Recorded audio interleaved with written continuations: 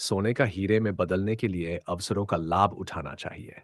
यह वाक्य गहराई और प्रेरणा से भरा हुआ है। इसमें आत्मविकास, संभावनाओं का उपयोग और परिश्रम का संदेश छिपा है। इस विचार को विस्तृत रूप में समझने के लिए निम्नलिखित पहलुओं पर चर्चा की जा सकती है। 1. सोना और हीरे का प्रतीकात्मक अर्थ। सोना यह शुद्धता, मूल्य और स्थायित्व का प्रतीक है, लेकिन यह अपने मूल स्वरूप में एक सीमा तक ही उपयोगी होता है।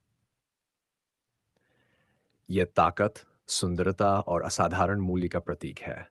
हीरा बनने के लिए कोयले को अत्यधिक दबाव और तापमान सहन करना पड़ती है। हर व्यक्ति में सोने की तरह मूल्य होता है, लेकिन उसे हीरा बनने के लिए कठिनाइयों और अवसरों का सामना करना पड़ता है। अवसरों का महत्व।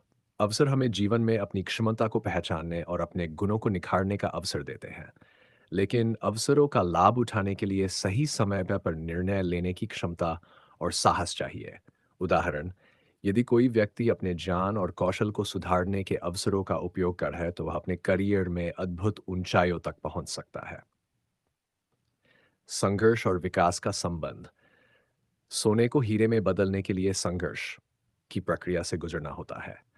ये संघर्ष असुविधाजनक हो सकता है, लेकिन ये हमारे व्यक्तित्व को निखारता है। संघर्ष हमें धैर्य, अनुशासन और आत्मविश्वास सिखाता है। जीवन में इसका अनुप्रयोग। ये विचार हमें सिखाता है कि जीवन में आने वाली चुनौतियां और कठिनाइयां हमें कमजोर करने के लिए नहीं, बल्कि मजबूत बनाने के लिए होती है।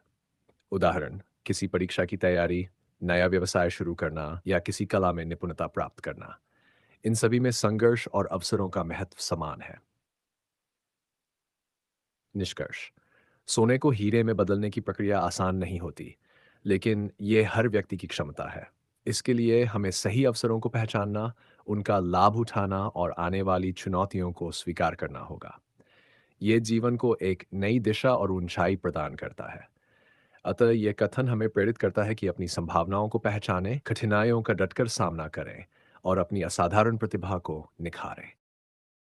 कैसे करना बहुत मुश्किल काम नहीं है, क्यों करना है वो मुश्किल है।